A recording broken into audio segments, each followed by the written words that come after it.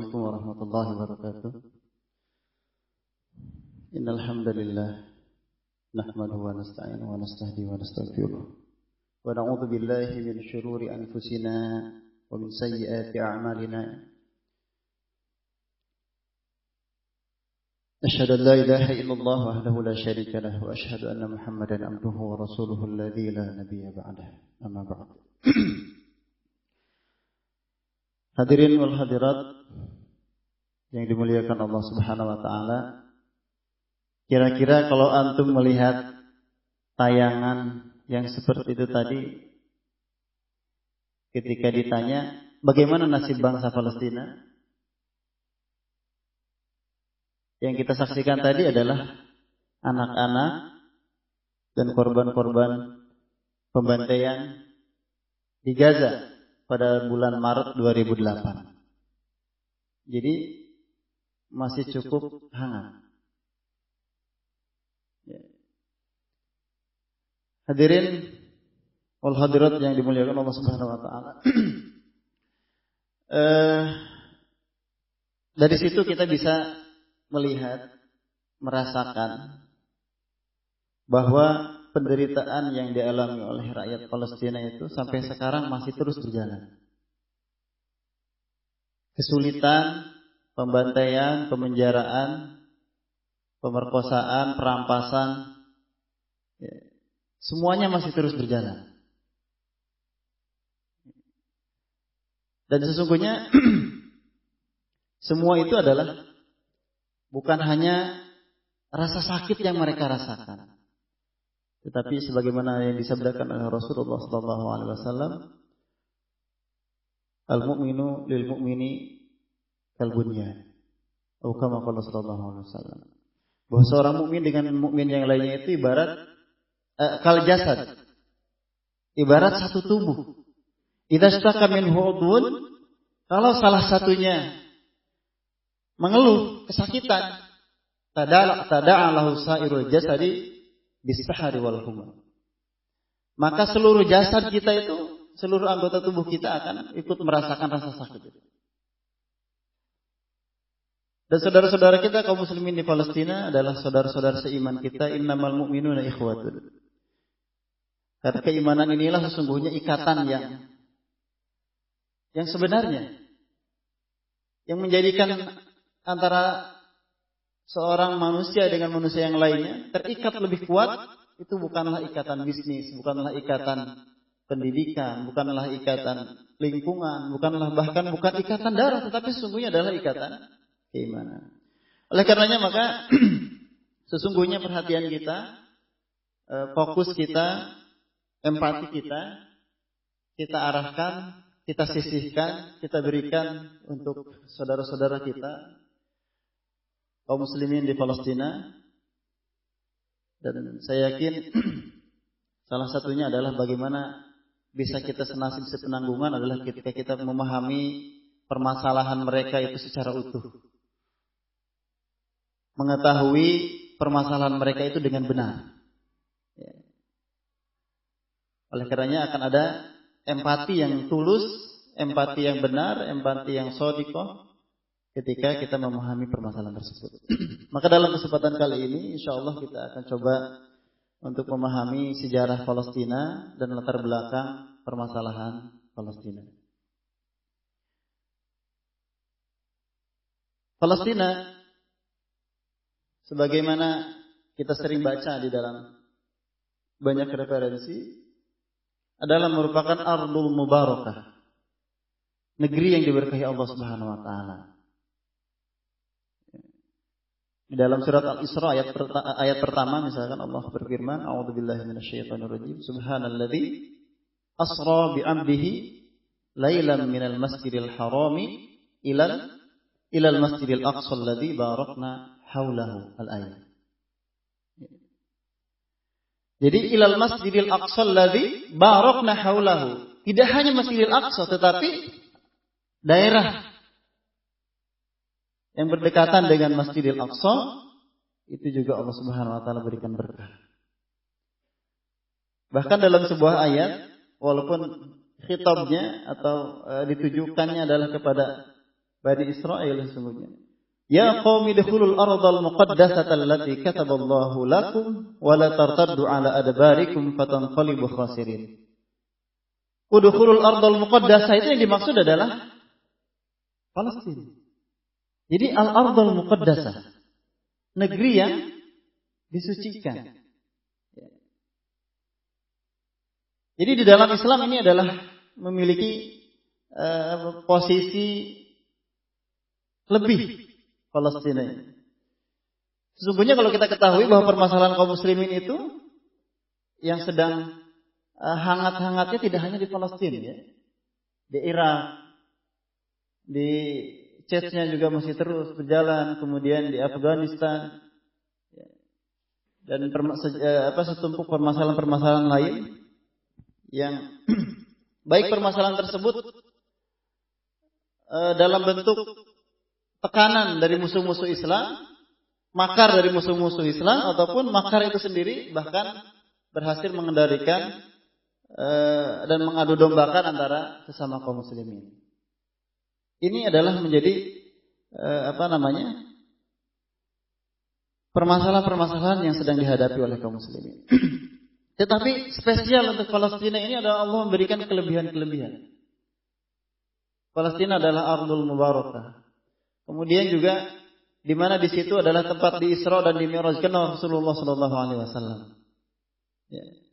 Kemudian juga bahwa di Palestina ada masjid tertua kedua di dunia setelah Masjidil Haram, di mana kata Rasulullah SAW dalam sebuah sabdanya, ya, ketika ditanya masjid yang pertama yang manakah? Masjid yang manakah yang pertama kali dibangun di muka bumi ini? Kata Rasulullah, Al-Masjidil Haram. Kemudian masjid yang mana lagi ya Rasulullah? Adalah Al-Masjidil Aqsa. Berapa jarak pembangunan antara keduanya? Kata Rasulullah, 40 sana. Hanya 40 tahun saja. Dan siapa yang membangun kedua masjid ini? Yang membangunnya adalah orang yang sama. Pembawa tauhid, risalatut tauhid, Nabiullah Khalilullah Ibrahim alaihissalam.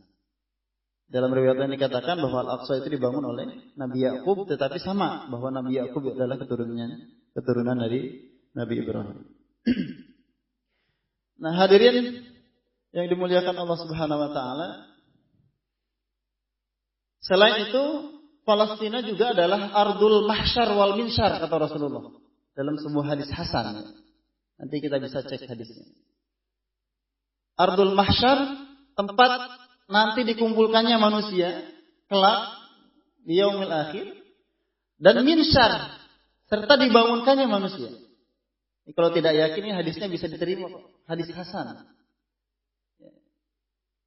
Berita seperti ini memang harus dilihat dulu hadisnya seperti apa. Tetapi setelah dicek bahwa hadis itu adalah hadis yang layak untuk diterima. Kemudian bahwa Palestina itu adalah ardur ribat di dalam sebuah hadis, walaupun ada satu rawi memang dipermasalahkan kesikohannya. Tetapi begitulah sejarah membuktikan, makanya kita ingin lihat bahwa Palestina itu adalah ardur ribat. Kawasan yang tidak henti dari peperangan, kawasan yang tidak henti-hentinya dari konflik, dari perebutan kekuasaan, dari penguasa-penguasa yang besar. Ya. Kalau kita runut ke belakang, Palestina itu pernah dikuasai oleh Mesir kuno, kemudian Palestina pernah dikuasai oleh Romawi, Palestina pernah dikuasai oleh di bawah kekuasaan Yunani, Palestina pernah dikuasai oleh Amuria, pernah dikuasai oleh Macedonia dan seterusnya. Bahkan Yahudi sendiri dengan kerajaannya yang ketika itu di puncak atau masa keemasan kerajaan Yahudi itu, Bani Israel itu adalah pada zamannya Nabi Daud dan Nabi Sulaiman. Kemudian pecah setelah itu menjadi dua kerajaan, Yehuda dan Israel. Walaupun Yehuda dan Israel ini adalah dua kerajaan yang tidak menguasai keseluruhan kawasan Palestina. Nah, hadirin rahimakumullah, coba kita merunut lagi ke belakang. Sesungguhnya Palestina ini sejak kapan dihuni? Sejak kapan di situ ada manusia? Konon kabarnya ini kalau dalam sejarah gitu ya. dalam catatan sejarah 300 tahun sebelum Masehi bangsa Yabusiyun, yang mereka ini adalah juga cabang dari ras Kan'aniyin, bangsa Kan'an, yang berasal dari Jazirah Arab. Itu mereka singgah di wilayah yang kemudian kita sebut dengan wilayah Palestina ini. Wilayah barat daya di kawasan Syam, dan bagian barat dari Asia dan bagian timur laut dari pantai timur dari Laut Tengah. Persis seperti ada yang di dalam peta ini. Peta ini menunjukkan adalah kawasan yang kemudian kita sebut dengan Palestina. Jadi Yabusiyun ini adalah orang-orang keturunan Arab. Kemudian mereka sampai di Yerusalem, Baitul Maqdis. Mereka membangun tidak kurang dari 200 kota dan kampung. Dan yang pertama kali membangun wilayah Palestina ini adalah kaum Yabusiyun ini. Kemudian lama berselang, sampai ribuan tahun. Awal mula sejarah Risalatut Tauhid sampai di negeri Palestina itu adalah ketika Nabi Ibrahim singgah di Palestina. Jadi ceritanya Nabi Ibrahim di kawasan Ur dari Irak itu beliau hijrah ke Palestina bersama keponakannya Nabi Lut dan juga istrinya Siti Sarah. Hijrah Nabi Ibrahim ke Palestina, kemudian sebelum beliau punya anak, beliau hijrah lagi, singgah lagi ke Mesir. Ketika beliau pertama kali datang di Palestina, raja ketika itu adalah raja yang cukup kooperatif. Jadi dalam riwayat tidak banyak dikatakan bahwa kesulitan Nabi Ibrahim untuk berdakwah ajaran tauhid di Palestina. Kalau tidak salah ketika itu rajanya adalah Al-Malikus Shadiq, yang menjadi raja. Dan mereka ini adalah dari bangsa Arab. Tetapi secara akidah mereka adalah masih menyembah berhala, animisme dinamisme. Maka awal mula kedatangan Risalah Tauhid itu nanti dibawa oleh Nabi Ibrahim ke wilayah ini. Kemudian Nabi Ibrahim pergi ke Mesir. Di Mesir beliau cukup lama, bahkan sampai mendapatkan hadiah seorang putri yang kemudian kita sebut dengan Siti Hajar. Dari Siti Hajar inilah kemudian beliau punya keturunan yang disebut dengan Nabi Ismail. Jadi sebelum punya Nabi Ishak, beliau sudah punya anak yang namanya Ismail dari keturunan orang Mesir. Makanya sampai sekarang orang Mesir itu mengklaim bahwa Nabi Ibrahim itu dari keturunan Nabi Muhammad itu dari keturunan mereka. Dan 3 tahun berselang setelah itu kemudian dari Siti Sarah, dari istri pertamanya Nabi Ibrahim, lahirlah Ishak. Lahirlah Ishak. Nah, dari cerita ini kemudian ada orang mereka-reka bahwa perseteruan antara Yahudi dengan kaum muslimin itu sesungguhnya perseteruan antara istri pertama dengan istri kedua katanya. Katanya begitu. Yaitu wallahu a'lam, itu bukan perkataan saya. Dari Nabi Ishak kemudian lahirlah 2 orang anak, di antaranya adalah yang kemudian disebut dengan Nabi Ayub. Dari Nabi Ayub inilah kemudian lahir 12 anaknya, di antaranya Bunyamin dan Nabi Yusuf. Yakub. Nabi Yakub. Betul. Tadi saya bilang Nabi siapa? Ayub, salah ya. Nabi Yakub. Berarti antum sudah mantap ini. Sirah Anbiyanya sudah mantap ini. Ya. Nah, dari Nabi Yakub inilah yang sesungguhnya terkenal dengan sebutan Israel. Oleh karenanya maka keturunan-keturunannya itu disebut dengan Bani Israel. Termasuk Nabi Yusuf alaihissalam. Dari ke-12 anaknya itu kemudian yang mendapatkan posisi dan kedudukan, selain juga mendapatkan kehormatan menjadi Nabi dan Rasul Allah Subhanahu Wa Taala, adalah Nabi Yusuf yang dipercaya menjadi bendaharawan di Mesir ketika itu. Oleh karenanya ketika beliau berkuasa di Mesir, ketika menjadi pejabat di Mesir, maka semua keturunan Bani Israel ini, semua anggota keluarga Bani Israel ini hijrah lagi ke Mesir. Jadi kita catat tadi Nabi Ibrahim singgah ke Palestina, kemudian ke Mesir. Dari Mesir baru ke Palestina lagi. Kemudian Bani Israel yang kalau tidak salah 70 orang ya di dalam buku-buku tarikh disebutkan, itu hijrah ke Mesir untuk sekian waktu lamanya selama Nabi Yusuf berkuasa dan selama mereka diperlakukan dengan baik oleh penguasa Mesir. Maka ketika penguasa Mesir itu berganti, akhirnya sikap penguasa Mesir terhadap orang-orang Israel ini berubah. Dan akhirnya mereka malah mendapatkan yang tadinya mereka dihormat-hormat, mereka dilayani, mereka difasilitasi. Akhirnya mereka malah diintimidasi, mereka dibenci, dikejar-kejar. Sampai kemudian Allah Subhanahu wa taala mengutus Nabi Musa alaihissalam. Ya. Maka Nabi Musa kemudian menjadi penyelamat untuk kaum yang sudah sangat tidak disukai oleh penduduk asli Mesir itu. Mereka dikejar-kejar sampai pada ceritanya kemudian Bani Israel bersama Nabi Musa menyeberangi Laut Merah. Ya. Dan bagaimana kisah-kisah Bani Israel dengan Nabi Musa ini kita banyak saksikan dan banyak dapatkan di dalam Al-Quran. Bagaimana pengecutnya mereka, ya, bagaimana penakutnya mereka, itu kita bisa dapatkan. Dan bagaimana sikap mereka terhadap anbiya, mereka berkhianat, mereka membunuh para nabi dan seterusnya. Ya, kalau tidak begitu, kata Gubernur Sumatera Utara ketika saya datang ke sana dengan Syekh Siam, saya Masjidil Aqsa, kalau tidak begitu ya bukan Yahudi namanya katanya. Ya, gubernur yang mendapatkan rekor muri, gubernur terlucu. Ya. Jadi itu perjalanan bangsa Yahudi di Palestina. Ya. Yang mereka tidak berkuasa kecuali hanya dalam hitungan beberapa abad saja. Kalau dikalkulasikan. Masa keemasannya adalah di masa Nabi Daud dan di masa Nabi Sulaiman. Masa Nabi Daud tidak lebih dari sekitar 40 tahun. Keemasan kekuasaan Nabi Sulaiman juga sekitar itu. 40 tahun. Selebihnya ketika itu pecah menjadi dua kerajaan. Dan dua kerajaan ini sama sekali walaupun dua-duanya di Palestina tetapi tidak menguasai seluruh kawasan Palestina yang kemudian menurut penghitungan statistik modern diperkirakan luas Palestina saat negara Palestina itu adalah sekitar 27.000 sekian kilometer persegi.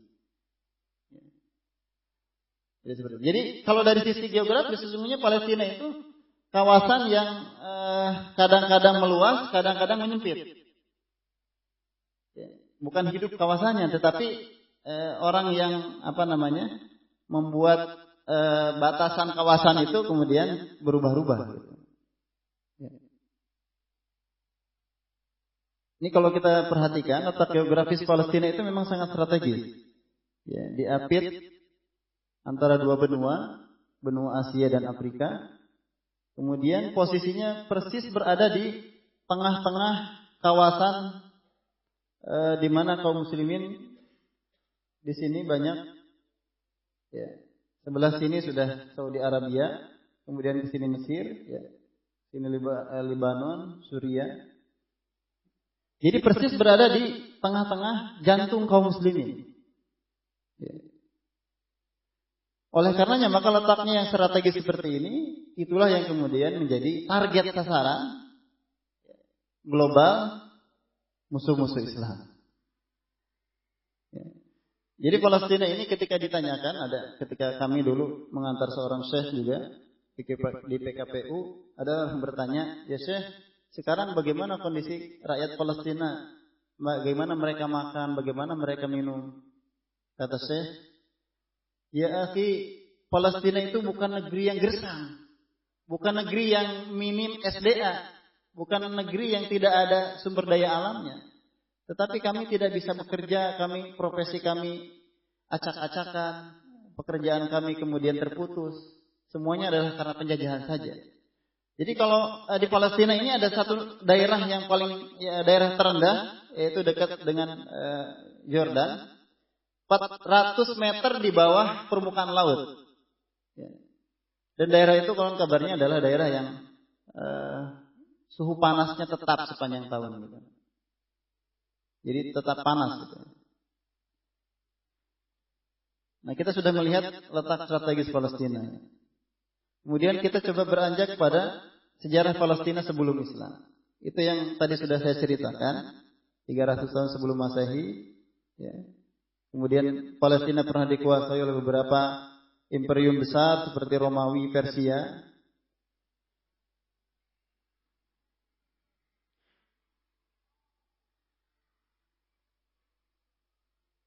Kemudian bahkan dalam perang salib pernah juga dikuasai oleh tentara salib. Ya.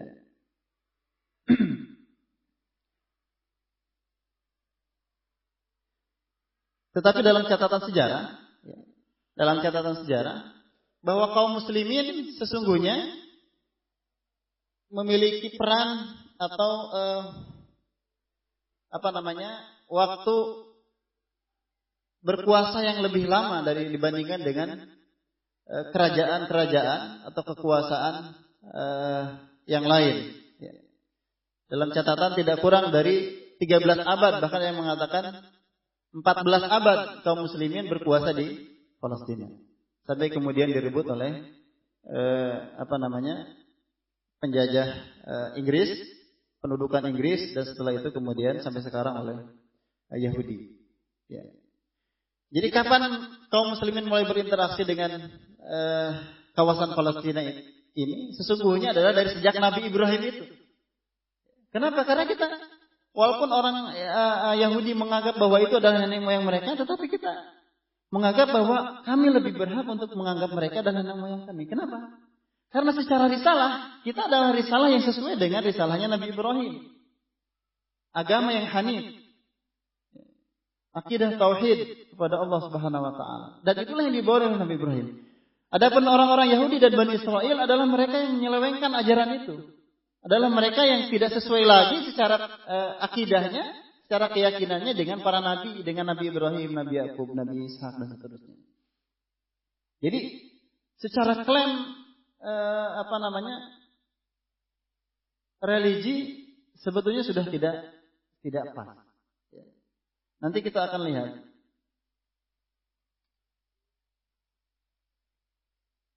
Ini mengenalkan kembali tentang kawasan Palestina. Jadi Palestina itu sendiri adalah nama sebuah bangsa pelaut, ya, yang mereka ini sesungguhnya tidak banyak peninggalannya di Palestina, kecuali adalah namanya. Gitu. Karena kemampuannya untuk berasimilasi secara cepat dengan penduduk yang sudah ada di kawasan Palestina itu, maka kemudian orang-orang menyebut kawasan itu dengan Palestina.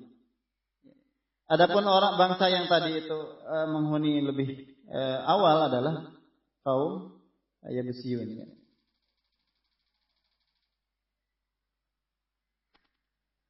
Baitul Maqdis yang sekarang ada itu adalah yang dibangun oleh kaum Yabusiyun itu, yang dulu disebut dengan Ursalim. Ursalim itu kota Salim. Salim itu adalah nama Tuhan orang-orang Yabusiyun, dan Urs itu adalah untuk mengabadikan nama kabilah mereka. Ya. Maka ketika sebelum kunci Baitul Maqdis itu diserahkan kepada Umar bin Khattab, kemudian Baitul Maqdis juga terkenal dengan sebutan Elia, sebutan orang-orang Nasrani. Tetapi kaum muslimin lebih mengenalnya dengan Baitul Maqdis atau Al-Quds. Ini seperti yang saya ceritakan tadi. Wa najjayna wa lutan ila ardil lati barakna fiha lil alamin. Nah, al-ardil ladzi ila al-ardil ladzi barakna fiha. Kembali lagi bahwa ini penegasan dari Allah Subhanahu wa taala tentang kemuliaan dan keutamaan kawasan Palestina.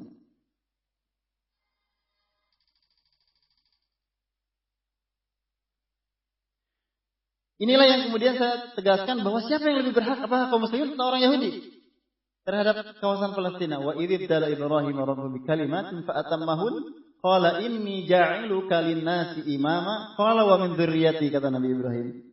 Kalau begitu dari keturunanku juga ya Allah. Qala la yanalu ahdi dzalimin. Sesungguhnya hak untuk berkuasa, hak untuk menjadi imam, ya, khususnya di kawasan Palestina itu adalah bagi keturunan-keturunan engkau. Tetapi kata Allah, La yanalu ahdi dzalimin. Tetapi perjanjian ini tidak berlaku bagi mereka, bahkan keturunan-keturunanmu yang berbuat zalim. Dan orang-orang Yahudi bukan saja cukup dikatakan zalim, ya, tetapi mungkin penghulu para pembuat kezaliman. Kita bisa saksikan dalam dalam banyak kejadian bagaimana mereka membantai, bagaimana mereka membunuh, itu sangat biadab, sangat-sangat tidak berperi kemanusiaan. Ini nasab keturunan seperti yang saya sebutkan.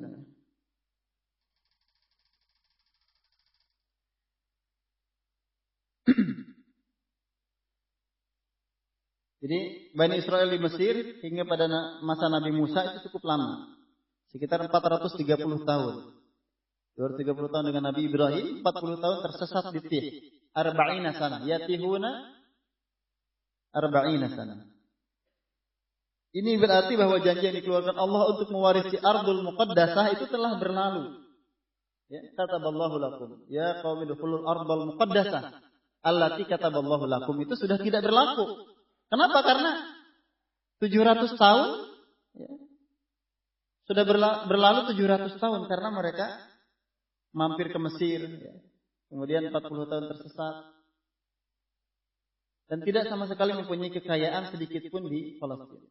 Jadi kalau mereka mengaku-ngaku bahwa Palestina itu adalah warisan dari nenek moyang mereka Nabi Ibrahim, sesungguhnya Nabi Ibrahim itu tidak meninggalkan harta warisan. Nabi Ibrahim bahkan ketika istrinya Sarah hendak disemayamkan, beliau meminta kepada orang-orang Palestina sebidang tanah untuk menguburkan istrinya tersebut. Ya. Jadi sama sekali dakwaan-dakwaan seperti itu adalah hanya aku-akuan semata. Kehancuran bangsa Yahudi sepeninggal Nabi Sulaiman, sekali lagi tadi terbagi pada dua, Israel dan Yehuda. Kemudian mulai abad ke-7 sebelum Masehi, kerajaan mereka berturut-turut mendapatkan serangan dari Persia, Macedonia, Assyria, kota kuno di Mesopotamia, atau sekarang disebut dengan Irak, dan Babilonia selatan Mesopotamia. Maka setelah akibat kezaliman-kezaliman yang sungguhnya mereka lakukan, yang dahulu Allah Subhanahu wa taala memanjakan mereka dengan keutamaan-keutamaannya, dengan fasilitas yang Allah Subhanahu wa taala berikan, sehingga akhirnya mereka gurur, ya. Mereka tertipu, mereka menyebut dirinya adalah Sya'bul Mukhtar, mereka bahkan menyebut dirinya sebagai umat terpilih, ya. Bahkan dikatakan Uzair itulah anak Allah. Itu diantara inhiraf atau penyimpangan-penyimpangan yang mereka lakukan terhadap risalah tauhid. Maka kemudian sebagai sebagai ganjarannya Allah mendiasporakan bangsa Yahudi ini ke seluruh dunia. Dalam sejarahnya ketika mereka durhaka kepada ajaran Nabi Daud dan Nabi Sulaiman, maka Allah mengirimkan Nebukadnezar dari Babilonia untuk memporak-porandakan mereka. Ketika mereka juga durhaka kepada Nabi Isa, maka Allah mengirim Titus Kaisar Romawi, sehingga para penjajah tersebut menghancurkan peradaban mereka, peradaban yang sudah dibangun oleh orang-orang Bani Israel ini. Mereka akhirnya diaspora ke seluruh dunia. Yang paling banyak ketika itu adalah ke Eropa dan diantaranya juga ke Rusia. Ya. Maka ketika di dalam Sirah Nabawiyah, ketika mereka pun mendustakan Nabi Muhammad SAW, akhirnya mereka diusir dari Jazirah Arabia.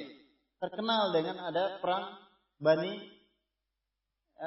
di Madinah itu, ada sebelum Nabi datang, ada Bani Musta'lik, ada Bani Qainuqa, ya. Ada lagi perang Bani Quraidah dan seterusnya.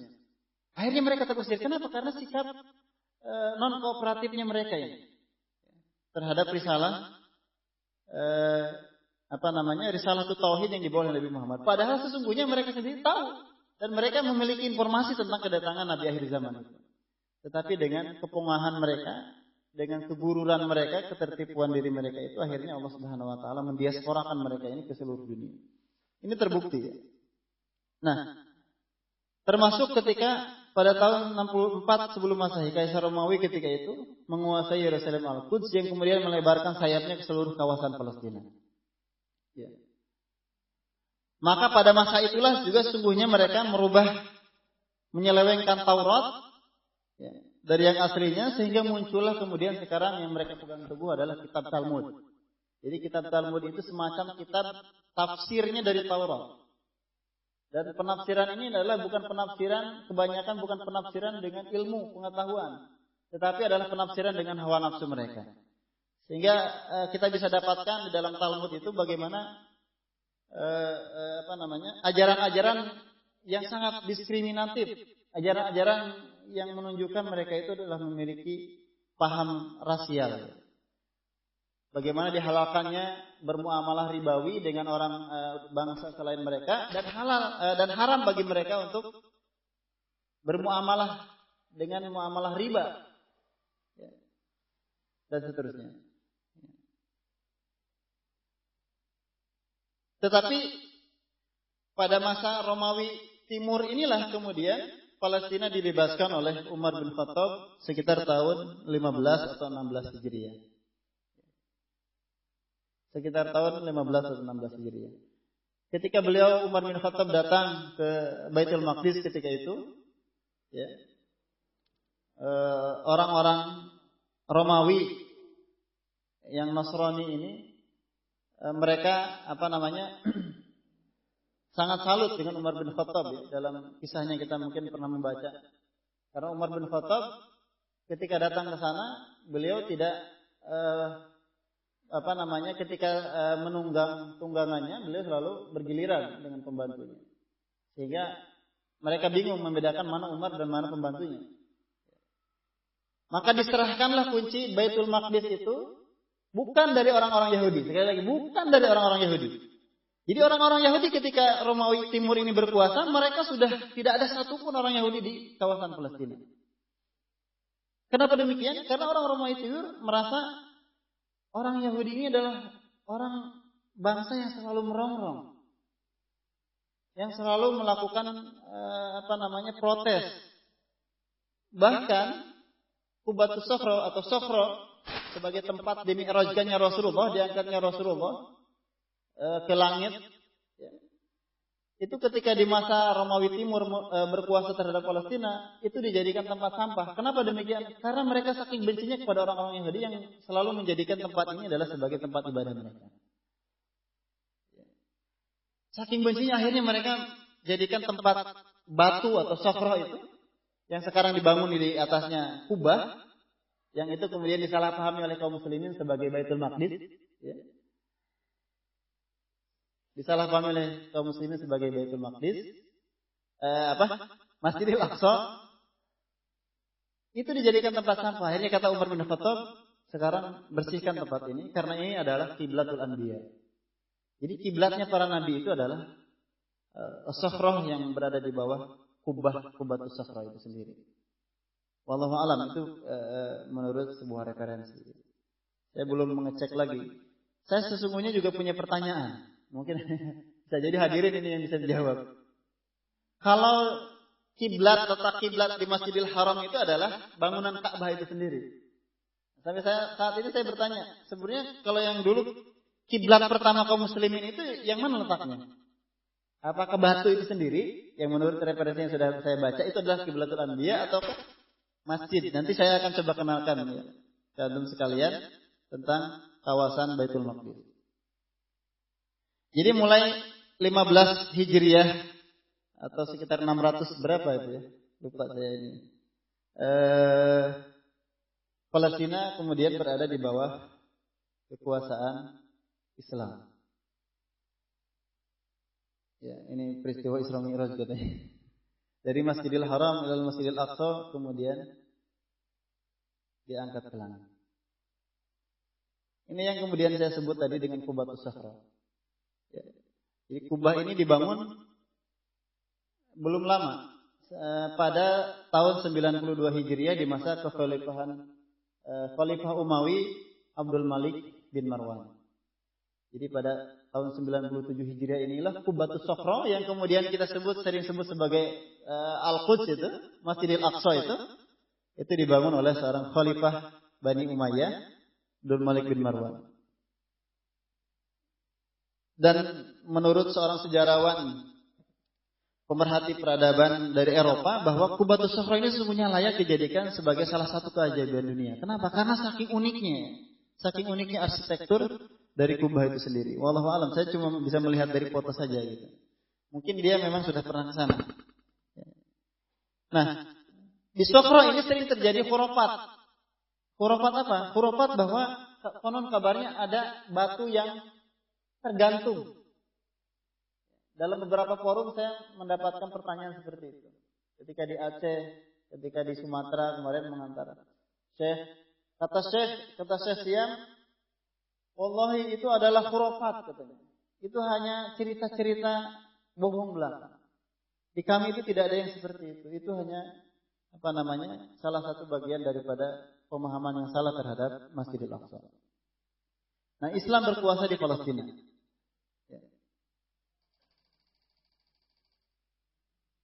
Subhanalladzi asra bi'amdihi lailan minal masjidil haram ilal masjidil aqsa alladzi barakna haulahu linuriyahu min ayatina innahu huwas samiul. Jadi bersentuhannya risalah Muhammad, bahkan Nabi Muhammad itu sendiri adalah ketika dalam peristiwa Isra dan Mi'raj. Jadi dari tahun ke berapa? 10 Hijriah.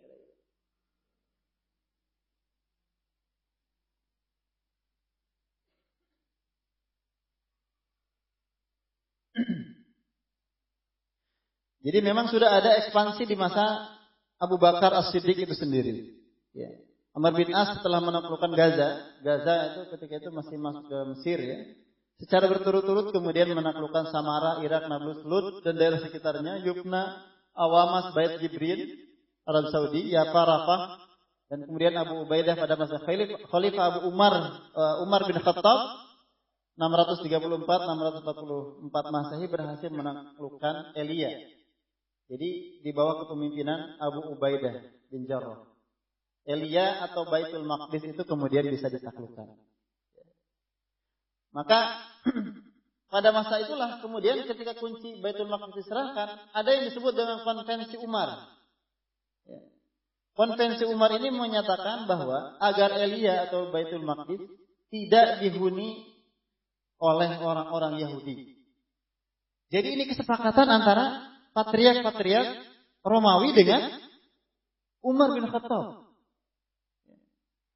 Jadi mereka sangat tidak senang kalau Baitul Maqdis itu kemudian dikuasai dan dihuni oleh orang-orang Yahudi. Kenapa? Karena mereka sudah merasakan betul bagaimana liciknya dan bagaimana zalimnya orang-orang Yahudi.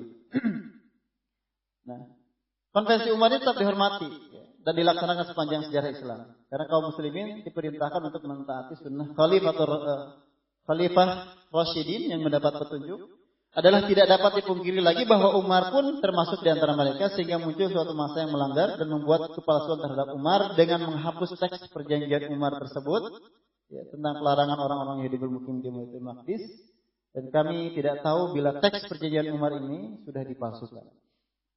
Oleh karenanya maka kemudian perlahan-lahan orang Yahudi masuk menyelinap ke Baitul Maqdis ketika orang-orang Islam sedang lemah. Kapan mereka mulai masuk? Nah, ketika perang salib terjadi sekitar 90 tahunan dari 1197 dan ketika masa dunia Islam ketika itu mengalami disintegrasi, maka Palestina sekali lagi menjadi area pertempuran. Dengan jatuhnya Asia Kecil ke tangan dinasti Saljuk, perjalanan umat Kristen Eropa yang menaklukkan ziarah ke Palestina menjadi terhalang. Maka Paus Urbanus II kemudian berseru kepada umat Kristen Eropa pada tahun 1095 supaya mereka mengadakan perang suci yang kemudian disebut dengan Perang Salib. Dan akhirnya mereka berhasil menguasai Palestina sekitar 90 tahun sebelum kemudian dibebaskan kembali oleh pahlawan Islam Salahuddin Al-Ayyubi yang membebaskan Palestina pada 1187 Masehi. Pada perang salib itulah sesungguhnya juga korban menelan banyak korban. Sekitar 60.000 jiwa diriwayatkan dalam sejarah-sejarah itu menjadi korban kebiadaban perang salib. Di masjid-masjid, di jalan-jalan. Sehingga akhirnya Panglima Muslim Muzaffar Shalahuddin Al-Ayyubi rahimahullah berhasil membebaskannya. Ini menarik kalau kita berbicara tentang Shalahuddin Al-Ayyubi.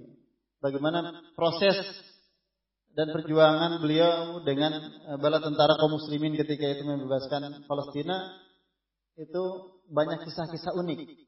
Tetapi saya mungkin waktu kita yang terbatas di sini.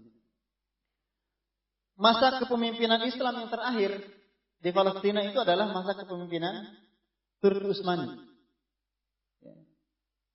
Dan di masa kepemimpinan Abdul Hamid II. Di mana ketika itu adalah bersamaan dengan meletusnya Perang Dunia Pertama. Jadi ketika Perang Dunia Pertama, Turki itu berpihak ke Jerman. Betul seperti itu ya? Turki berpihak ke Jerman, ya, berhadapan dengan sekutu yang diantaranya adalah Amerika, Inggris, Prancis dan sebagainya. Maka ketika Perang Dunia I ini dibenangkan oleh sekutu, akhirnya wilayah, termasuk wilayah-wilayah yang tadinya dikuasai dan di bawah pemerintahan Turki Utsmani, kemudian dibagi-bagi oleh mereka, sehingga jatuhlah Palestina ini ke dalam kekuasaan Inggris. Jadi mulai dikuasai oleh Inggris 1917 ya, Masehi, tetapi 1922 kemudian resmi Inggris itu sebagai pemerintah yang menjajah di Palestina, ya, yang mengendalikan Palestina sampai akhirnya tahun 1948 dia resmi menyerahkan Palestina ke PBB, tetapi dalam waktu yang bersamaan, di tahun yang bersamaan dan dalam waktu yang tidak lama setelah itu kemudian negara Zionis Israel dideklarasikan. Maka sejak itulah kemudian penderitaan rakyat Palestina itu semakin berlipat ganda. Ya. Yang awalnya orang-orang Zionis itu datang ke Palestina adalah sebagai pendatang. Awalnya mereka hanya membeli tanah orang-orang Arab yang menjual tanahnya. Lambat laun dengan sudah dideklarasikannya Zionisme oleh diantaranya adalah Theodor Herzl ya, yang dia deklarasikan gerakan Zionis, dan diantara agenda utamanya adalah mencari kawasan untuk kedaulatan bangsa Yahudi.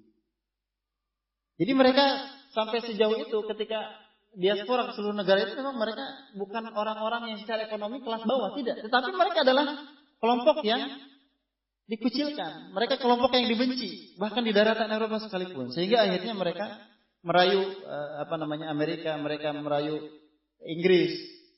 Dan akhirnya Inggris kemudian memberikan peluang dan celah kepada orang-orang Yahudi ini. Dan akhirnya dideklarasikanlah janji Balfour. Balfour yang Menteri Luar Negeri Inggris itu kemudian menjanjikan, yang intinya adalah mereka menjanjikan bahwa akan mencarikan tempat untuk bangsa Yahudi. Dan tempat itu adalah tempat yang sudah mereka serahkan ke PBB, yaitu Palestina. Akhirnya terjadilah apa yang terjadi sampai saat ini, pergolakan terus menerus. Karena kenapa? Karena bangsa Palestina, bangsa asli, mereka yang keturunan Yabusiyun, orang-orang Arab, yang kemudian sudah berasimilasi dengan orang-orang Arab yang datang ke situ membawa risalah Islam di masa Khalifah Umar bin Khattab. Itulah mereka yang ada sekarang. Jadi orang-orang Hamas, mungkin orang-orang Fatah, atau orang-orang faksi-faksi Palestina lainnya, itulah mereka keturunan-keturunan dari penduduk asli, kalau kita katakan seperti itu, penduduk asli wilayah Palestina. Jadi tidak ada lagi dakwaan secara sejarah bahwa mereka yang paling berhak untuk mewarisi tanah Palestina. Tidak ada seperti itu. Itu hanya aku-akuan semata. Itu hanya hanya klaim-klaim yang tidak bisa dibuktikan secara historis ataupun secara secara religi. Ya. Dan terjadilah apa yang terjadi. Kemudian pada tahun 67 bahkan kemudian pencaplokan wilayah Palestina itu semakin meluas. Hanya tersisa ketika 67 itu 22% saja dari wilayah Palestina yang dikatakan 27.000 kilometer persegian itu. 27 ribuan kilometer persegi. Ya. Hanya tersisa Gaza, jalur Gaza, dan hanya tersisa tepi barat. Nah, kemudian 67 itu sendiri Baitul Maqdis kemudian jatuh ke tangan Yahudi. Saya coba ingin tunjukkan kepada antum bagaimana Baitul Maqdis itu jatuh. Ya. Pada tahun 67 Baitul Maqdis jatuh ke tangan Yahudi. Dan semenjak itulah mereka memproklamirkan bahwa Yerusalem itu adalah ibu kota mereka yang sesungguhnya. Yerusalem atau Baitul Maqdis adalah ibu kota mereka yang sesungguhnya. Ini yang saya sebut Qubatus Sakhra. Ya. Jadi Qubatus Sakhra ini adalah bukan Masjidil Aqsa. Persisnya adalah tanggal 7 Juni 1967. Al-Aqsa jatuh ke tangan Zionis Israel yang juga berbarengan dengan dilumpuhkannya kekuatan Arab yang pada waktu itu mereka sesungguhnya berencana untuk menyerang, untuk berperang dengan Yahudi. Tetapi Yahudi sudah lebih cepat ya, merespon rencana negara-negara Arab yang terdiri dari Mesir, Yordan, Syria itu. Mereka lumpuhkan kekuatan bersenjatanya di negeri mereka sendiri. Jadi bukan ketika sudah bergerak menuju Palestina, tetapi bahkan di di pelabuhan-pelabuhannya mereka bombardir semua pesawat-pesawat. Ini ketika foto-foto yang diambil ketika Baitul Maqdis itu jatuh ke tangan Palestina, ke tangan Israel. Bagaimana mereka kita lihat bersukacita, berpose dengan pakaian yang seronok seperti itu. Ya. Bahkan sampai sekarang dan sampai saat ini Baitul Maqdis, Masjidil Aqsa itu hanya menjadi objek wisata. Kaum muslimin di situ hanya sekedar numpang saja. Untuk sholat pun dibatasi. Semua ada aturannya. Mereka yang umurnya belum mencapai 45 tahun ke atas itu tidak boleh sholat di Masjidil Aqsa. Walaupun orang asli situ, walaupun orang kampung situ gitu istilahnya. Sholatnya di mana? Sholatnya di jalan-jalan, sholatnya di kebun-kebun, sholatnya bahkan di pekuburan-pekuburan kata Sasya. Ya. Jadi kita itu hanya sekedar numpang saja. Yang sesungguhnya adalah yang mengendalikan Masjidil Aqsa sekarang ini adalah orang Palestina. Padahal kata Rasulullah SAW, sholat di Masjid Aqsa adalah 500 kali lebih afdal daripada sholat selain di Masjidil Haram dan Masjid Nabawi. Dan la tushaddu rihal illa ila khamsati masajid. Jangan kita serius mengerahkan segenap kemampuan untuk melaksanakan sholat, untuk mengunjungi masjid kecuali 3 masjid saja. Dan salah satu masjid itu adalah Masjidil Aqsa. Dan sekarang Masjidil Aqsa adalah dalam genggaman Zionis Israel. Yang antum saksikan ini, dinding ini adalah dinding yang tadi kita saksikan.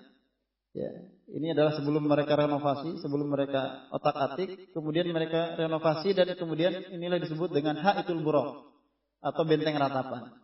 Jadi yang disebut benteng ratapan ini adalah benteng yang ini. Ini persis di pintu barat dari Masjid Al-Aqsa. Ini bagaimana suasana mereka ketika dalam hari raya. Ya. Subhanallah. Kaum muslimin bahkan sedih hanya bisa salat di pinggir-pinggirannya saja. Bahkan dalam hari raya mereka begitu banyak sekali memadati Haitul Buraq atau dinding ratapan itu. Mereka sambil menangis-nangis, mereka membaca Talmud mereka dan seterusnya. Bahkan mereka pun kemudian ya, perlahan-lahan membuat bangunan-bangunan di situ. Ini adalah bangunan tangga yang mereka bikin, ini masih manual. Ya. Persis di pintu Al-Magharibah, pintu barat. Dan di pintu ini ada masjid. Jadi nanti bisa saya, kalau anda pengen tahu, bisa saya tunjukkan bahwa di kawasan Masjidil Aqsa itu ternyata bukan hanya satu masjid. Jadi ada beberapa masjid. Ya. Benteng, salah satu benteng yang roboh. Kenapa? Ini ekses dari pembuatan terowongan-terowongan oleh orang-orang Yahudi. Yang terowongan itu mungkin jumlahnya sudah mencapai lebih dari 100 terowongan. Terowongannya bukan terowongan yang hanya muat satu orang gitu, tetapi terowongan-terowongan yang muat mobil di situ. Jadi pemandangan orang-orang Yahudi yang menikmati suasana religi di Masjidil Aqsa. Ini bahkan mimbar Salahuddin. Mimbar Salahuddin ini ceritanya 20 tahun Salahuddin Al-Ayyubi sebelum membebaskan Al-Aqsa itu sudah siap menyiapkan mimbar ini. Dan dia bawa dari Mesir. Tetapi apa yang terjadi? Setelah peristiwa pembakaran Masjidil Aqsa pada tahun 69, ya, hanya tinggal puing-puing seperti ini.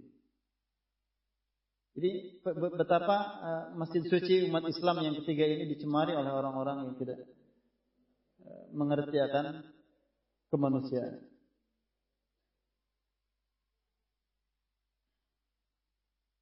Saya akan saya coba tunjukkan Dana Al-Aqsa agar ini menjadi sebuah pemahaman yang benar ya di benak kita. Apa yang dimaksud dengan Al-Aqsa? Masjidil Aqsa. Ya, di sini ada gambar ya, yang menunjukkan tentang kawasan Masjidil Aqsa. Kalau kaum muslimin, khususnya di Indonesia ini, sering memahami Masjidil Aqsa ini adalah bangunan yang ini. Betul atau salah? Hah? Betul atau tidak? Tidak. Ya mungkin paling tidak sebagiannya gitu. Tetapi yang dimaksud Masjidil Aqsa itu yang mana? Yang ini atau yang ini atau yang mana? Yang kubahnya sudah usang ini. Betul ya? Apakah yang itu saja Masjidil Aqsa? Ini pemahaman apa yang harus betul dimiliki. Karena kalau tidak ini orang-orang Yahudi akan sudah membuat sinagog di situ. Apakah yang ini saja yang disebut dengan Masjidil Aqsa? Mungkin kita akan menjawab iya. Padahal yang disebut dengan Masjidil Aqsa itu adalah, coba kita lihat, Al-Masjidil Aqsa ulal qiblatain wa masjidin kemudian disebut Masjidil Aqsa ini adalah, ya coba kita buka, ini masjid yang antum sebut dengan Masjidil Aqsa itu. Ini sesungguhnya masjid namanya Masjid Al-Qibali. Jadi salah satu masjid di kompleks atau kawasan Masjidil Aqsa. Jadi Masjidil Aqsa itu adalah sebuah kompleks, kawasan gitu. Kawasan yang nah ini ada keterangannya. Ya. Al-Masjid Al-Qibali huwal ma'ruf bil Masjidil Aqsa. Itulah yang kemudian terkenal dengan sebutan Masjidil Aqsa min babit tasmiyatil juz bil kull. Yaitu dari sisi bahwa penyebutan sebagian untuk semuanya gitu. Tetapi yang dimaksud dengan Masjidil Aqsa adalah asabit anna lafdzul Masjidil Aqsa yakni kullu ma huwa dakhilul aswar min sahatin wa babadin. Ya. Banahu Sayyidina Umar bin Khattab radhiyallahu anhu ba'da Fath Baitul Maqdis pada tahun 15 Hijriah. Jadi kawasan ini adalah kawasan yang persis dibangun oleh Umar bin Khattab ketika setelah membebaskan Baitul Maqdis. Jadi yang saya tunjukkan dengan kursor ini, inilah yang kemudian batas dari Masjidil Aqsa itu sendiri. Jadi kalau yang disebut Masjidil Aqsa kawasan, maka kebun-kebun yang ada pohon-pohon ini dia adalah masih termasuk dalam kawasan Masjidil Aqsa. Apalagi dengan bangunan-bangunan ini. Jadi di sini banyak sekali bangunan-bangunan. Ya. Ada pintu-pintu. Pintu itu ada terdiri dari 10 pintu. Ada pintu di sini. Ini pintu-pintu yang masih terbuka, yang masih digunakan. Sebelah sini ini pintu juga Babul Nadir, Babul Hadid, ya, Babul Qitanin dan seterusnya. Ada pintu-pintu yang sudah tertutup. Ya. Ada beberapa pintu yang sudah tidak digunakan lagi, ada 4 pintu yang sebelah timur sini. Ini semuanya sudah tidak digunakan, sudah ditutup. Ya. Dahulu pintu-pintu ini dibuka karena memang di sekitar sini adalah kompleks para petinggi penguasa yang ada ketika itu. Jadi sekali lagi intinya adalah pemahaman tentang yang disebut Masjidil Aqsa itu yang mana. Sesungguhnya Masjidil Aqsa itu adalah sebuah kawasan yang dibatasi dengan benteng-benteng ini. Jadi semuanya ini adalah kawasan Masjidil Aqsa. Jadi jangan salah pemahaman ya. Dan pemahaman ini bukan pemahaman dari saya, ini adalah dari lembaga yang concern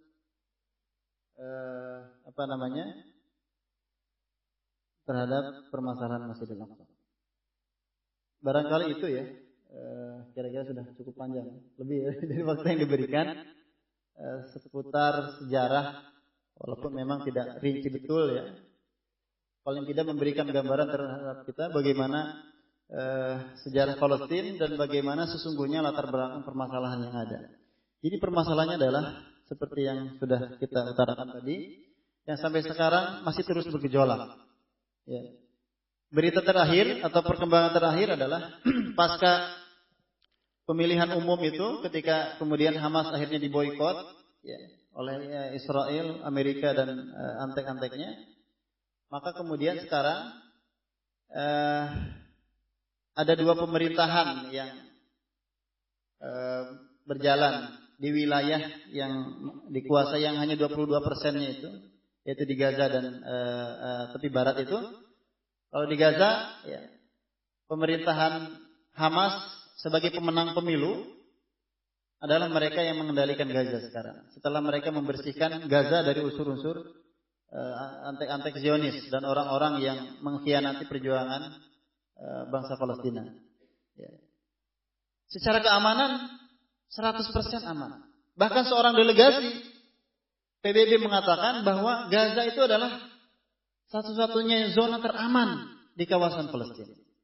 Ya. Kenapa? Karena memang mujahidin, ya, pemuda-pemuda Palestina itu mereka siang dan malam shift. Ada hirosah. Ya. Jadi di kawasan Gaza itu mereka jaga betul. Dan mereka, kalau dulu mereka hanya melakukan perjuangan dengan lemparan batu, ketapel, atau bahkan pisau, naik ke bom molotov, kemudian ada roket. Sekarang mereka sudah memiliki senjata-senjata canggih sekali. Dari mana? Itu bukan dari hasil dana yang dikumpulkan oleh kaum muslimin di Indonesia. Gak mungkin bisa membeli itu. Ya, jutaan dolar harganya. Tetapi mereka bisa dapatkan itu dari ya, anak-anak Palestina yang justru malah berkhianat dan menjalin kerjasama yang terlalu akrab dengan orang-orang Israel. Jadi mereka ini disupport secara dana, persenjataan mereka diberikan. Tujuannya apa? Untuk menghabisi mukawamah, perjuangan Palestina. Tetapi sesungguhnya wa makar wa makarullah wallahu khairul makirin. Akhirnya malah berbalik. Mereka sudah punya tank, mereka sudah punya senjata otomatis. Sehingga akhirnya Yahudi pun pikir-pikir lagi untuk dekat-dekat dengan wilayah Gaza. Akhirnya mereka menarik diri. Selain itu adalah strategi mereka untuk mengisolir kawasan Gaza itu sebagai kawasan yang diembargo, yang sulit untuk mendapatkan makanan, obat-obatan, bahkan listrik pun sering mati, bahan bakar pun sulit didapatkan. Ya, kondisinya sekarang sangat-sangat memprihatinkan. Tetapi secara keamanan sangat-sangat aman. Sangat-sangat aman. Adapun di tepi barat itu yang berkuasa di situ adalah Fatah. Ya. Pemerintahan otoritas Palestina dalam hal ini yang dimotori oleh Fatah itu. Tetapi Hamas di situ juga tetap memiliki peran ketika harus berkiprah di masyarakat. Yang ingin saya katakan bahwa kondisi terakhir Palestina sampai sekarang memang masih terus mengalami penderitaan sebagai ekses dari penjajahan yang dilakukan oleh bangsa Yahudi Israel. Jadi penjajahan Yahudi Israel ini kalau bisa dikatakan adalah penjajahan terunik di sejarah penjajahan di dunia ini. Coba antum bayangkan, Indonesia dijajah oleh Belanda 350 tahun lamanya. Oke lah lamanya. Tetapi Belanda adalah negara yang sudah berdaulat, mereka sudah punya wilayah, mereka sudah punya pemerintahan, mereka sudah punya warga negara. Artinya adalah sebuah negara yang utuh. Inggris ketika menjajah negara-negara lain pun seperti itu, Prancis, Amerika dan seterusnya. Tetapi Yahudi ketika menjajah Palestina adalah mereka datang sebagai pendatang di situ. Awalnya membeli tanah, kemudian mereka merampas semuanya, bahkan sekarang ribuan rumah dan ribuan tanah yang dimiliki oleh rakyat Palestina itu terjajah untuk dirampas oleh mereka dan dijadikan pemukiman Yahudi dengan alasan apa? Dengan alasan bahwa orang-orang Palestina ini tidak memiliki surat yang sah atas kepemilikan tanah dan rumah ini. Jadi subhanallah, logikanya sudah logika mereka. Tapi alhamdulillah pemerintahan kita dan bangsa kita, rakyat Indonesia ini sampai saat ini tidak mengakui kedaulatan negara Yahudi. Alhamdulillah. Allahu Akbar. Ya. Dan itu pun yang kemudian sering ditegaskan oleh Muqawamah di Palestina bahwa bantuan, oke lah kalau negara-negara Arab mau bantu, tetapi jangan berikan syarat dengan bantuan-bantuan tersebut. Jadi ketika saya mengantar Syekh siang, ada orang nanya, ya Syekh, negara-negara Arab itu kan bukan negara-negara miskin, mereka kaya minyak, mereka kaya dolarnya sampai sekarang beli beli klub bola, apa itu yang dibeli klub bola? Manchester City dibeli sekian triliun. Itu kan kalau diinfakkan, diberikan bantuan rakyat Palestina, selesai sudah itu permasalahan Palestina. Dari embargo dan seterusnya. Kata Syekh, ya akhi, permasalahannya bukan permasalahan besar dan sedikitnya. Tetapi orang-orang Arab, pemerintahan Arab itu kalau memberikan bantuan, mereka tempelkan syarat dengan bantuan itu. Syaratnya apa? Syaratnya kalian rakyat Palestina harus menghentikan intifadah. Kalian rakyat Palestina harus mau tunduk dan taat pada kehendak Amerika dan Yahudi. Dan kalian rakyat Palestina harus mengakui kedaulatan negara Zionis Israel. Otomatis maka rakyat Palestina lebih memilih 50.000 yang diberikan oleh bangsa Indonesia daripada jutaan dolar yang diberikan oleh pemerintahan Arab yang dikendalikan dan tunduk kepada kemauan Amerika itu. Jadi itulah kondisi terakhir. Oleh karenanya maka doa-doa kita, ya, kita selalu panjatkan kepada Allah Subhanahu Wa Taala untuk meringankan penderitaan rakyat Palestina. Mungkin ada kelebihan harta yang kita miliki dari kebutuhan pokok kita. Kita bisa sumbangkan untuk meringankan mereka, derita rakyat Palestina. Informasi kita terus sampaikan kepada orang-orang yang memiliki informasi yang miring terhadap permasalahan Palestina. Kita bisa katakan kepada mereka bahwa hari gini masih ada orang yang tidak peduli Palestina, kasihan ya loh, gitu. Kalau bahasa antum begitu. Kenapa? Karena satu nasib. Sama-sama bangsa yang pernah dijajah merasakan betapa perihnya penjajahan. Permasalahannya bukan permasalahan, tidak sekedar permasalahan akidah, tetapi juga permasalahan kemanusiaan. Kalau antum melihat tadi di film yang di awal tadi kita putarkan, 39 bayi, balita dan batita itu menjadi korban pembantaian. Karena bagi mereka, bangsa selain bangsa Yahudi itu adalah bangsa yang menjadi pembantu dan pelayan bagi mereka, yang layak untuk diperlakukan bagaimanapun. Ini adalah menjadi doktrin. Dan orang Yahudi itu sisi baiknya. Mereka sangat yakin ketika mereka sudah memiliki doktrin keagamaan seperti itu. Bahkan hadis Rasulullah SAW yang mengatakan bahwa tidak akan berdiri hari kiamat kecuali orang mukmin membunuh orang-orang Yahudi. Sampai orang-orang Yahudi itu bersembunyi di balik hajar wasyajar, di balik pohon dan batu. Dan pohon dan batu itu kemudian mengatakan, wahai muslim, ini orang Yahudi di belakangku, maka bunuhlah dia kecuali syajaratul gharqad. Oleh karenanya mereka sekarang berlomba-lomba menanam pohon gharqad itu. Pohon gharqad itu agak mirip-mirip pohon pinus, ya, tapi lebih lebat katanya. Lebih lebat. Jadi begitulah sifat orang Yahudi, maka dari sisi ini mungkin jadi bisa diteladani gitu ya. Kecuali sisi-sisi kelicikan dan kemunafikan yang lainnya yang mereka pertontonkan dengan aksi-aksi mereka yang sangat biadab tersebut. Wallahu a'lam bishawab. Sekali lagi mohon maaf atas kekurangan dan kelebihan waktunya.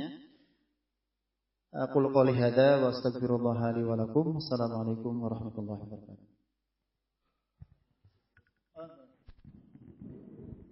Ya, satu kata untuk Yahudi kejam ya.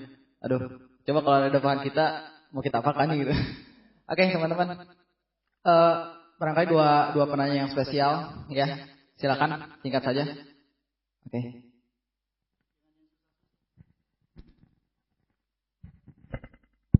Assalamualaikum warahmatullahi wabarakatuh. Nama Hari dari IPB. Ini mungkin kita sudah mempunyai konferensi Islam gitu kan di tingkat negara Arab maupun Liga Arab sendiri maupun dari Indonesia dan muktamar lainnya. Nah, mungkin di sini peran dari muktamar tersebut atau konferensi tersebut itu sudah sampai mana gitu untuk menyelesaikan kekejaman bengis Yahudi laknatullah, terus bagaimana juga membangun peradaban Palestina, karena terkait memang yang menang itu adalah Hamas. Nah, bagaimana dari sisi Indonesia sendiri maupun dari KISPA gitu kan, sekaligus memberikan informasi atau memberikan kepada pemerintah kita gitu, semua presiden kita gitu kan, seorang muslim, bagaimana itu membantu pemerintahan di sana gitu, karena yang menang itu adalah Hamas, dan bagaimana menyatukan, mengislahkan antara Hamas dan Fatah di sana gitu, karena terkait yang mereka lawan itu sekarang ada dua gitu, antar internal dalam negara sendiri, yang kedua adalah Israel sendiri gitu. Sedangkan yang paling terbesar adalah Israel, bukan seorang muslim di sana gitu, yang ternyata adalah Fatah. Nah, itu bagaimana dari peran-peran kita selaku yang mungkin yang di KISPA maupun muslim sendiri. Itu aja. Assalamualaikum warahmatullahi wabarakatuh. Assalamualaikum. Langsung aja ya. Ya, memang beberapa muktamar atau konferensi sudah coba digelar ya. Termasuk yang terakhir kemarin yang dihadiri oleh kami, perwakilan dari, kalau kita itu PNFU ya, kalau KISPA Sedzarinur ya. Sedzarinur. Saya jadi mewakili Komite Nasional untuk Rakyat Palestina, itu kemarin diwakili oleh Dr. Mukodam, bukan saya yang berangkat. Dr. Mukodam sebagai ketua hariannya, juga hadir Dr. Hidayat dan beberapa tokoh lainnya seperti Hajatuti Alawiyah juga hadir ya. Itu hadir dalam konferensi internasional yang membahas tentang nasib kemanusiaan, yang membahas tentang sisi kemanusiaan dan nasib para pengungsi Palestina di Turki ya. Jadi itu aja. Konferensi-konferensi serupa seperti itu juga akan terus digelar. Bahkan kita sendiri sudah insya Allah merencanakan akan mengadakan konferensi kemanusiaan internasional untuk korban penjajahan. Mudah-mudahan kalau jadi Oktober ya 2009 ini, akhir Oktober itu bisa berjalan. Di situ juga nanti ada konser musik religi, maksudnya adalah untuk menggaungkan konferensi ini. Itu akan membahas hal yang sama. Jadi tentang lebih kepada nasib para pengungsi, korban-korban anak yatim, kemudian keluarga yang ditinggal oleh kepala keluarganya meninggal, ya, dan seterusnya. Karena permasalahan Palestina itu bukan sekedar permasalahan kedaulatan saja. Jadi yang lebih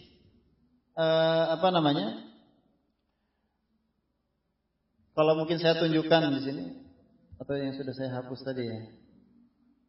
Nah ini.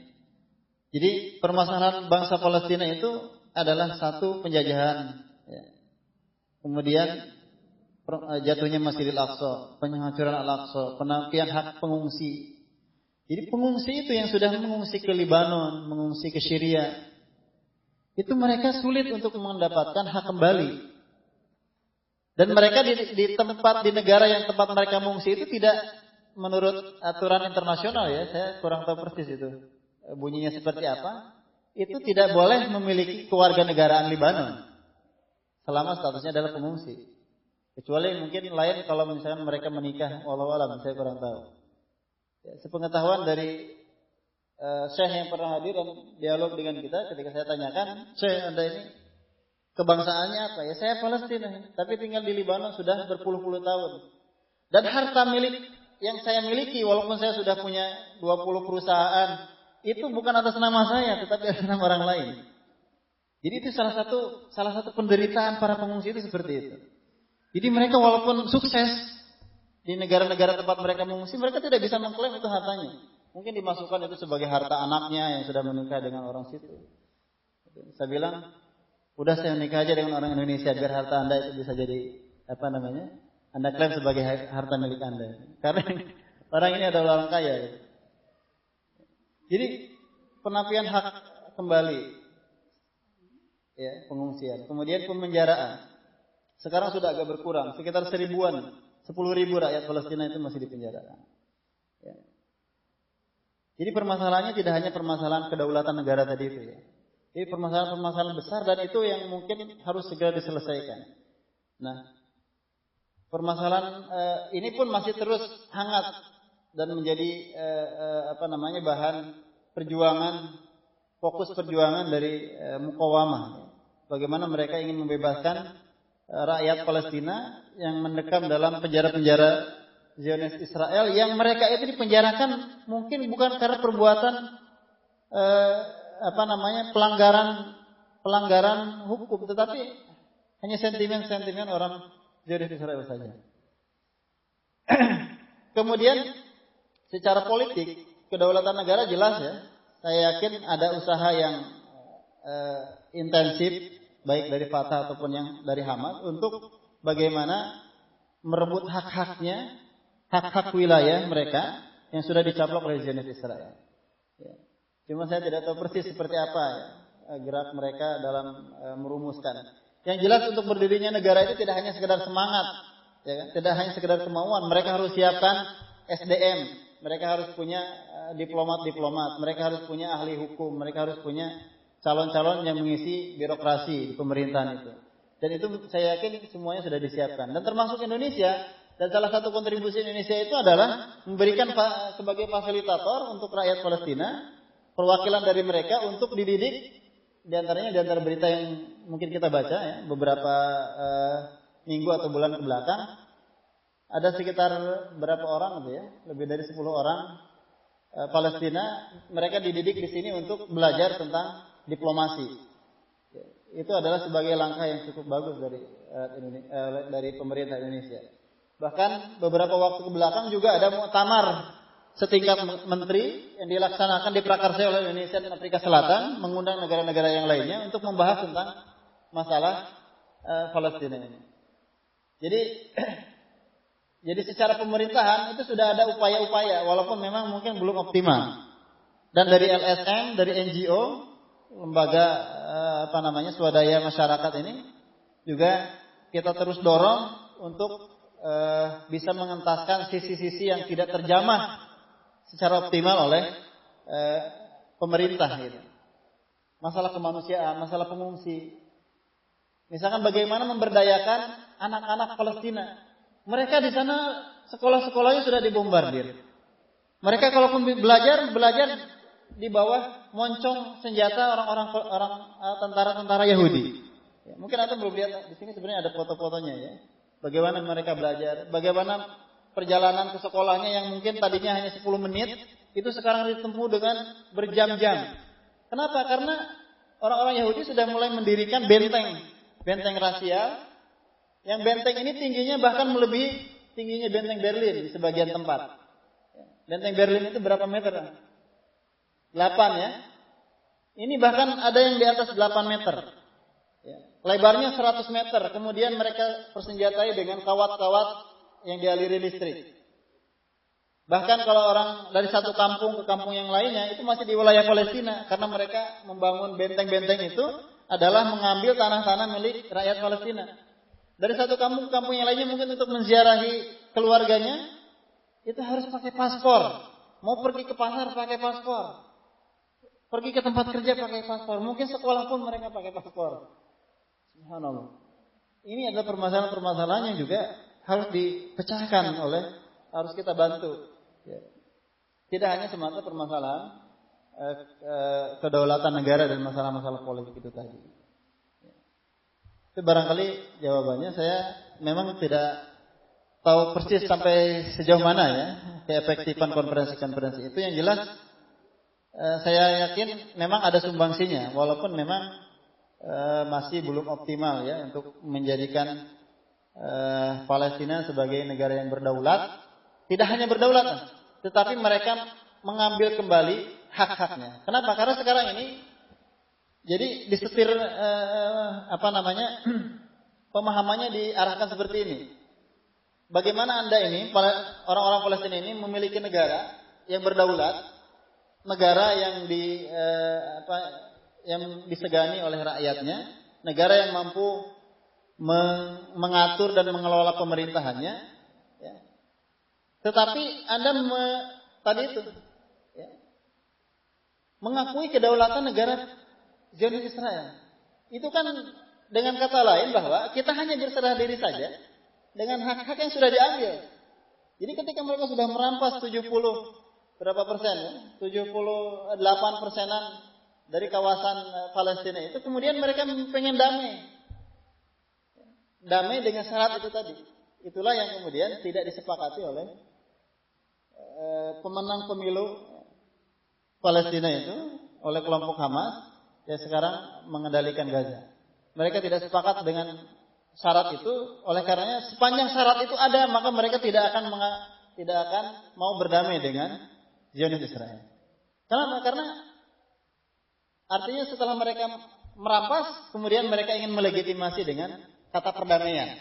Inilah sesungguhnya, ya, kata-kata yang dipelintir, kalau kata orang Arab, qaulul haq yuradu bihil batil. Perkataannya benar, tetapi yang dimaksudkan dengan perkataan itu adalah sesuatu yang batil. Barangkali itu yang bisa saya jawab dari pertanyaan itu. Jadi ada dua ya, satu lagi. Silahkan langsung saja.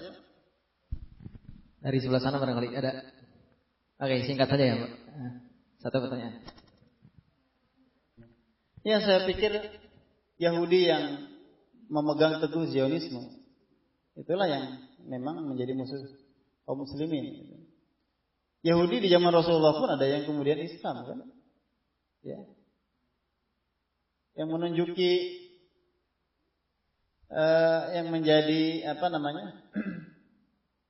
kalau tidak salah yang menemani Umar bin Khattab itu sendiri adalah seorang Yahudi. Tapi lebih yang kita sebut dengan Yahudi ini adalah Yahudi mereka yang memegang teguh keyahudiannya, yang sekaligus juga memegang teguh paham Zionismenya itu. Ya. Oleh karenanya sempat Dr. Yusuf Kordowi memfatwakan bahwa sampai orang-orang sipil pun Zionis layak untuk dibunuh. Kenapa? Karena orang sipil Zionis itu beda dengan orang sipil kita. Orang sipil kita senapan angin pun belum tentu punya, kan? Antum punya nggak senapan angin di rumah? Nggak punya, kan? Orang sipil Zionis itu sudah dipersenjatai. Mereka punya pistol, mereka punya senjata otomatis. Apakah bisa dikatakan orang seperti ini tidak mengancam orang lain?